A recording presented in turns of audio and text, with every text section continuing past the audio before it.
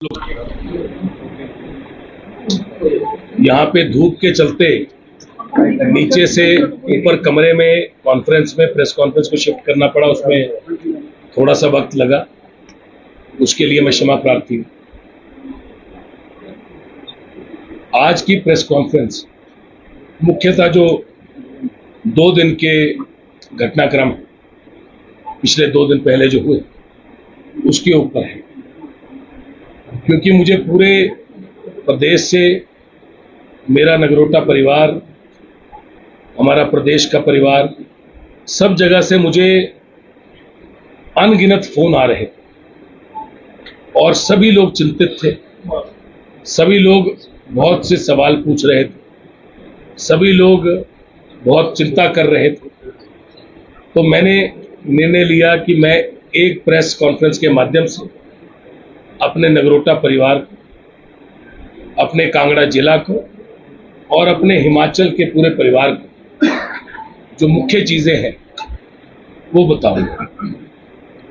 आज इस press conference में सभी लोग जो मेरे साथ बैठे हैं, धन्यवाद करता हूं। प्रेस के सारे बंधुओं का मैं धन्यवाद करता हूं कि आप सबने वक्त निकाला है। आज से तकरीबन 2 दिन पहले विकास पुरुष श्री GS बाली जी के जन्मदिन के 2 दिन बाद जो हमारा बाल मेला होता है, उसके आयोजन से अभी नगरोटा परिवार व हिमाचल में जितने लोग भी जो विकास पुरुष श्री GS बाली जी को चाहने वाले हैं, वो पूरे प्रदेश से आते हैं और मेडिकल कैंप, रोजगार का हिमाचल का सबसे बड़ा कैंप और अनेकों चीजें बाल मेला में कई दिन चलती हैं। उस सब से अभी हम सभी फ्री हुए थे कि एक चीज जो है वो सामने आई।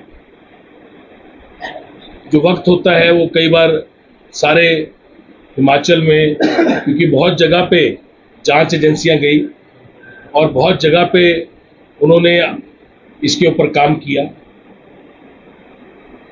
तकरीबन 8:30 बजे सुबह मुझे मेरी बुआ जी का फोन आया। मेरे पिताजी की जो बड़ी बहन है वो हमारे साथ ही, हमारे पिताजी और माताजी के स्वर्गवास के बाद वो हमारे साथ ही रहते हैं। मेरी बड़ी बुआ का फोन आया। मैं अपनी धर्मपत्नी और अपने बेटे को लेके छुट्टी पे, क्योंकि उसकी छुट्टियां थी, तकरीबन 1 दिन पहले ही मैं मकलोडगंज आया था। उसने कहा था कि मेरे को बाहर लेके चलिए, तो मैं बाहर आया था। क्योंकि प्रेस के अंदर कई बार पता नहीं होता तो कई चीज़ें छपी, तो उसको क्लियर करना बड़ा ज़रूरी है। कई जगह छपा कि मैं दिल्ली में था, मैं दिल्ली से आया और मुझे यहाँ से एयरपोर्ट से ED के साथ मैं अपने घर पहुँचा, तो ऐसा कुछ नहीं था। मैं छुट्टियों में अपनी धर्मपत्नी और अपने बेटे के साथ उसको 2 दिन की छुट्टियों में लेके गया। 1 दिन पहले ही मैं घर से बाहर आया। सुबह 8:30 बजे मुझे मेरी बुआ जी का फ़ोन आया, मेरे पिताजी की बड़ी बहन का फ़ोन आया कि यहाँ पे कुछ जांच एजेंसी से लोग आए और जांच एजेंसी के लोग जो हैं वो कुछ यहाँ पे देखना चाह रहे हैं। मैंने उनको कहा कि आप इनको पूरा सपोर्ट दीजिए, आप इनको हर जगह जो जहाँ पे ये जाना चाहें, जो इनको चाहिए वो सब चीज़ें इनको प्रोवाइड कराइए और मैं खुद अपने आप वहाँ पे पहुँच जाऊँगा। सिर्फ मैंने अपने बेटे से कहा था कि हमने मंदिर जाना है और बैजनाथ मंदिर में उसको कहा था कि दर्शन कराने लेके जाऊँगा। तो मैं मैक्लोडगंज से बैजनाथ मंदिर गया, अपनी धर्मपत्नी और अपने बेटे के साथ मैंने वहाँ भोलेनाथ जी के दरबार में दर्शन किए, मैंने माथा टेका और ये सब कुछ CCTV में है, सब कुछ कैमरे में है, क्योंकि वहाँ पे भी कैमरे लगे। और वहाँ पे दर्शन करने के बाद मैंने एक और वायदा किया था। हमारे ब्लॉक के अध्यक्ष चौधरी मान सिंह जी, उनके बेटे की तबीयत बहुत खराब है। मुझे लगा कि अब जब ये जांच एजेंसियां काम करेंगी तो हो सकता है मेरे 2-3 दिन इसमें लग जाए। और उनका बेटा जो था वो अभी पीजीआई से बहुत ही उसकी हालत गंभीर थी और उसमें वो आया था और मैंने सोचा कि पहले मैं अपने ब्लॉक अध्यक्ष चौधरी मान सिंह जी के घर जाऊंगा। मैं उनके घर पहुंचा, अपनी धर्मपत्नी और बेटे के साथ मैंने उनके बेटे से मिला और उनसे मिलने के बाद उनके परिवार के साथ वक्त गुजारने के बाद तकरीबन आधा घंटा मैंने उनके साथ गुजारा और और कहा कि मैं अभी तकरीबन आधे घंटे में घर पहुंच जाऊंगा और अपनी धर्मपत्नी को लेके, अपने बेटे को लेके मैं खुद अपने आप, हमें ऐसा नहीं था कि कोई किसी ने बुलाया या कोई प्रेशर, मैं खुद अपने आप की जांच के अंदर मुझे पूरा सहयोग देना है। मैं अपने आप वहां पे अपने घर पहुंचा। जब मैं अपने घर पहुंचा तो वहां पे जांच एजेंसी के लोग अपना काम कर रहे थे, वो अपनी जिम्मेवारी निभा रहे थे। यहाँ पे आयुष्मान भारत में पूरे देश के अंदर बहुत सी अनियमितताएं पाई गई कई अस्पतालों में और आपको पता है कि बहुत से दिक्कतें पाई गई और आयुष्मान भारत में एक गरीब मरीज का इलाज होता है या जिसको ज़रूरतमंद है उसका इलाज होता है और ज़रूरतमंद के इलाज के लिए एक स्कीम चली है जिसके चाहे हिमकेयर हो चाहे आयुष्मान भारत। हिमाचल प्रदेश में हिमकेयर के अंदर इलाज होता है और आयुष्मान भारत में जो लोग रजिस्टर्ड हैं उनका इलाज होता है। देश में बहुत जगह पे आयुष्मान भारत का जो अस्पताल काम करते हैं उनका बहुत से अस्पताल का अलग अलग जगह पे अनियमितताएं और फ्रॉड पाया गया। ये एक्सचेकर का पैसा होता है जो एक हर इंसान का जो टैक्स का पैसा जाता है वो इन सारी स्कीम्स में जाके लोगों को सुविधाएं मिलती है और ये एक बड़ा गंभीर मामला है। इस गंभीर मामले के चलते जांच एजेंसियों ने सारे अस्पतालों को जहां जहां आयुष्मान भारत था उन सबको इन्होंने इनकी पेपर चेक करने के लिए इन्होंने अलग अलग जगह पे देश में इन्होंने इन्वेस्टिगेट की और उसी इन्वेस्टिगेशन के चलते इन्होंने हमारे जो हॉस्पिटल है, जो हमने फोर्टिस हॉस्पिटल को आगे पिछले 13 साल से चलाने को दिया हुआ है, उसको भी इन्होंने, क्योंकि वो आयुष्मान भारत की इम्पैनलमेंट फोर्टिस अस्पताल की भी है, तो उसकी भी सारी जो इसकी पेशेंट की डिटेल है, पेशेंट कहाँ से है, पेशेंट का बिल क्या है, पेशेंट कब आया, कब पेशेंट का इलाज हुआ और कब गया, उसकी सारी डिटेल लेने के लिए ये जांच एजेंसियां आई। उसके तहत ये लोगों की अपनी एक प्रक्रिया होती है, ये बाकी चीजें भी सारी की सारी चेक करते हैं। तो मैंने इनको सिर्फ वहां पे आके एक चीज कही कि ये घर का नाम जो है ये मजदूर कुटिया है और मजदूर कुटिया में जो लोग चल के आते हैं उनके लिए कोई गेट नहीं है। रात को जो दरवाजे हैं रात को भी पूरे नीचे के खुले रहते हैं और जब ये लोग आए तो इन्होंने भी यही अनुभव किया कि सभी दरवाजे नीचे के खुले थे, लाइट जला के सबने अपना काम शुरू किया और ऊपर मेरी बुआ थी, ऊपर के भी सभी दरवाजे खुले थे। मेरे आने से पहले ये अपना सारा काम जो जांच एजेंसियां हैं वो काफी हद तक कर चुके थे। जो जो चीजें इन्होंने मेरे से मांगी वो सभी चीजें मैं वहां बैठा और जितने घंटे भी ये अपनी प्रोसेस करते रहे मैं इनके साथ बैठा रहा। अपने आप में खुद वहां चल के पहुंचा और मैंने एक ही चीज कही कि विकास पुरुष श्री GS बाली जी के सिस्टम जो उन्होंने बनाया था उसी के साथ आज भी मजदूर कुटिया चल रहा है। उसी वजह से मैं खुद यहाँ पहुंचा हूँ ताकि आपको मैं हर जो मुमकिन चीज जो आप मेरे से कहेंगे उसको प्रोवाइड कराने के लिए जब तक आप यहाँ बैठेंगे मैं आपके साथ बैठूंगा। जितनी चीजें उन्होंने मांगी उन सब चीजों को प्रोवाइड कराया गया। आयुष्मान भारत के संदर्भ में जो भी हमारे पास आज तक पेशेंट आए, हमारे पास आज तक 2020 से आयुष्मान भारत के साथ इम्पेनलमेंट फोर्टिस अस्पताल की है। यूँ तो फोर्टिस के अंदर सिर्फ फोर्टिस ही देखता है, अस्पताल उनको बना के दे दिया गया है और हम इसके अंदर कोई हस्तक्षेप नहीं करते। पर क्योंकि अब ये पब्लिक डोमेन में है और पब्लिक के पास है, तो यहाँ पे आज तक 2020 से आज तक 22 पेशेंट 22 पेशेंट्स का ही सिर्फ आयुष्मान भारत में इलाज हुआ और 22 पेशेंट की तकरीबन 2020 से लेकर आज तक 4,85,500 रुपये आज तक आयुष्मान भारत से आज तक पेमेंट जो है वो फोर्टिस अस्पताल को आई है। सारे मरीजों की जो 22 पेशेंट हैं, 22 पेशेंट जो हैं, उनकी डिटेल, उनके फ़ोन नंबर, उनका एड्रेस, उनके पैन कार्ड, जो भी आधार कार्ड, जो उनकी फॉर्मेलिटी होती है, वो सब उनको दे दी गई।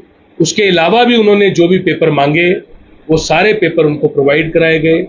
जितनी देर वो वहाँ बैठे सारी चीज़ें उनको उनके हिसाब से जो उन्होंने मांगी वो हमने प्रोवाइड कराई।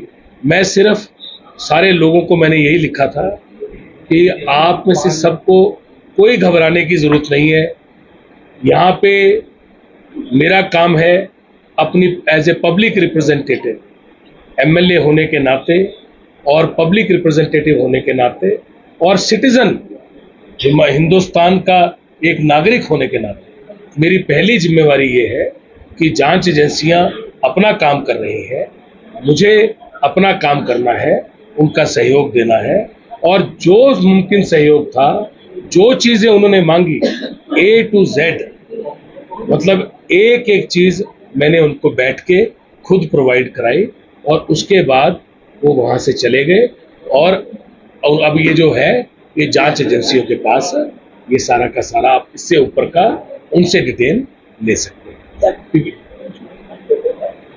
28 घंटे आपके 7 जगह कांगड़ा, फोर्टिस हॉस्पिटल, शिमला, चंडीगढ़, दिल्ली और एक आध और अन्य स्थान पर जांच एजेंसी में रही। मेरा सवाल आपसे केवल मात्र इतना है, यहाँ से कुछ कैश बरामद हुआ एजेंसियों को या कोई ऐसे आर्टिकल जो 28 घंटे एक लंबा पीरियड था जो केंद्रीय जांच एजेंसी जांच की, इसमें अगर बरामद हुआ तो कितनी मात्रा? देखिए, ये सवाल आपका है कि मेरे निवास स्थानों पे ये जो जांच एजेंसियों को पेपर चाहिए होते हैं, आपने कहा कि 28-30 घंटे ये चला, क्योंकि इनका काम होता है सभी पेपर लेना। इन्होंने अपनी जिम्मेवारी निभाई है, इनका काम है। ये 28 घंटे भी हो सकता है, 30 भी हो सकता है, 40 भी हो सकता है, 4 दिन भी हो सकता है। जब तक ये अपनी सारे काम पूरे नहीं करते, इनको अपने पेपर जो चाहिए होते हैं वो सारे इकट्ठे करते हैं और ये अपना काम करते हैं।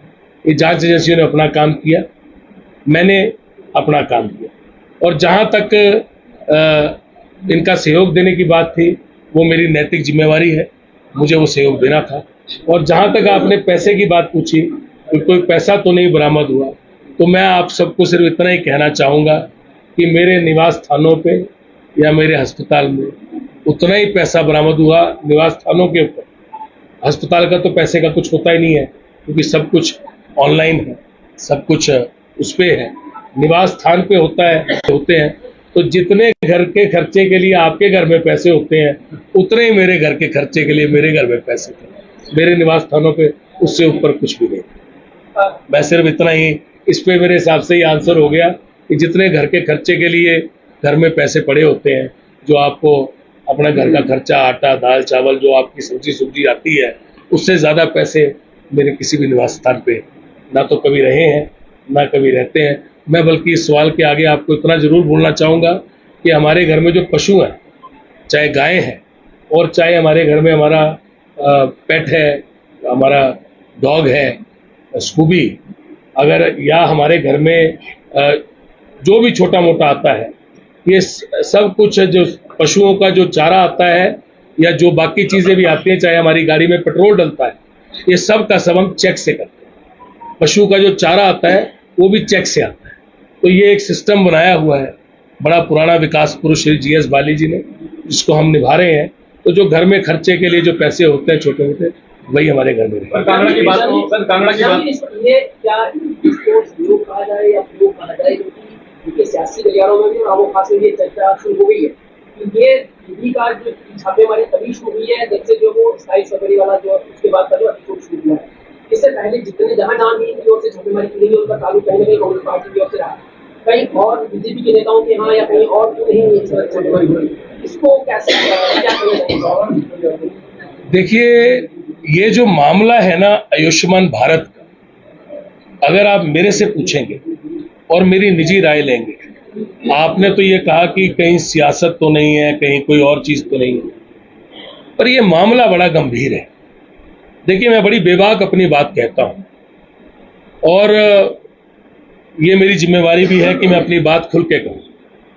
ये मामला बड़ा गंभीर है क्योंकि एक गरीब आदमी अपना इलाज करवाने आता है और इलाज करवा के उसको एक्सचेकर, अगर ये आयुष्मान भारत की स्कीम चल रही है तो हम सबका, आप सबका इसके अंदर पैसा लग रहा है, क्योंकि आप टैक्स देते हैं, उसी टैक्स से ये पैसा जाता है और लोगों की सुविधा है। अगर इसके अंदर किसी अस्पतालों ने फ्रॉड किए हैं तो मुझे लगता है कि जांच एजेंसियों ने अपना काम तो करना ही है। अगर ये फ्रॉड हुआ है तो इससे बड़ा गंभीर फ्रॉड नहीं हो सकता और कई जगह पे ये पाया गया है।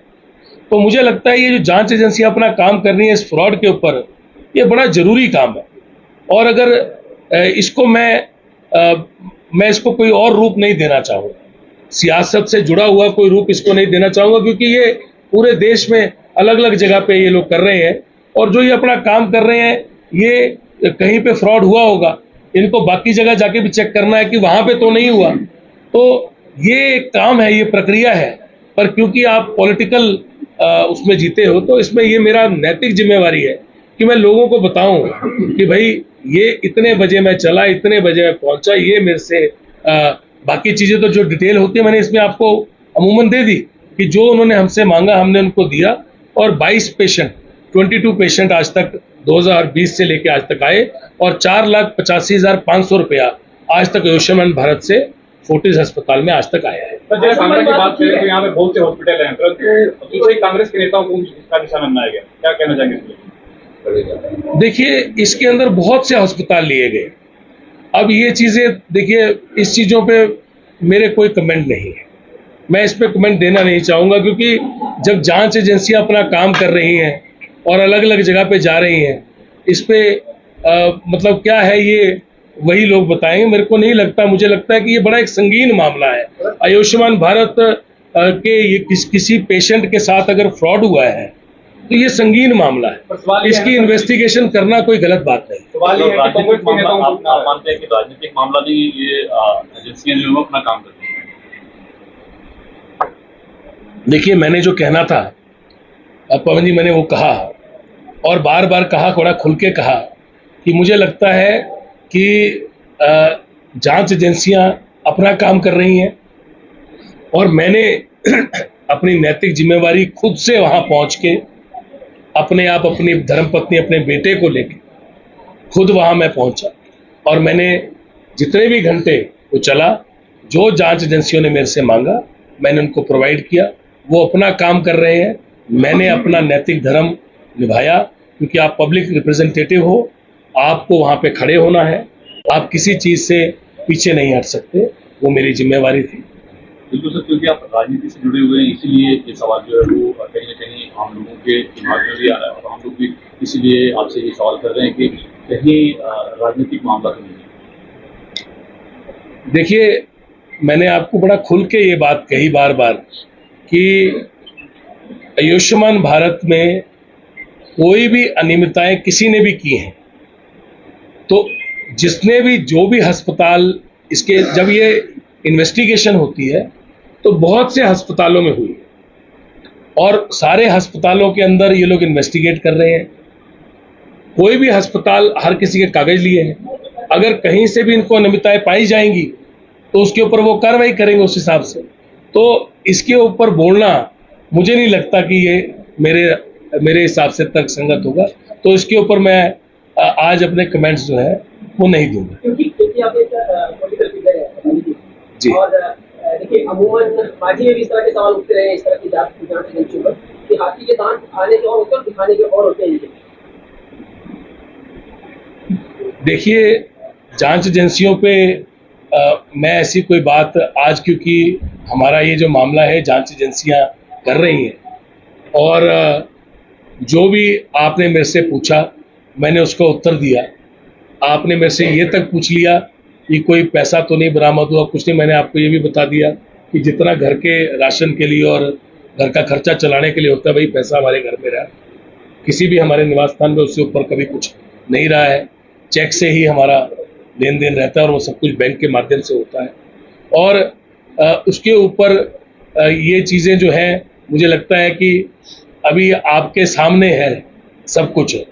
उन्होंने अपना काम किया, मैंने अपना काम किया। देखिए, ये जांच एजेंसियां ही बता पाएंगी कि उनका क्या फीडबैक रहा। इसके ऊपर मैंने आपको सब कुछ बता दिया, कुछ मैंने छोड़ा नहीं है। इससे ऊपर जो होता है वो जब matter, now they will be able to respond to it, I can not respond. मेरा आज का जो वो था बताने का सिर्फ एक ही था कि ये इसकी असलियत है। और 22 केसेस आज तक आयुष्मान भारत के हुए हैं और 4,85,500 रुपये आज तक आयुष्मान भारत में पिछले 4 साल में आया है। इसके ऊपर आज तक ना तो अपना जो पेपर उन्होंने मांगे वो सारे पेपर उनको प्रोवाइड करा दिए गए, और उन्होंने अपना सारा काम किया और अपना काम करके वो लौट गए। और हमने अपना काम नैतिक जिम्मेवारी निभाई और आदर सहित हमने पूरा जांच में सहयोग किया। वाली साहब, क्योंकि इससे पहले भी ईडी जो थी वो हमीरपुर और नदौन में आ चुकी है, तो जरूरी नहीं कि ये हॉस्पिटल से संबंधित ही मामले की जांच थी।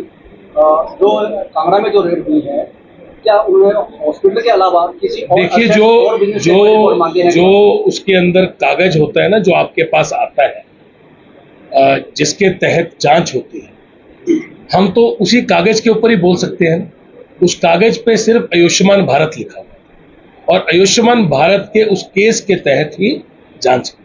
किसी और बिजनेस की कोई रिकॉर्ड, सिर्फ जांच जो थी वो उस केस के कागज के थ्रू ही उसके।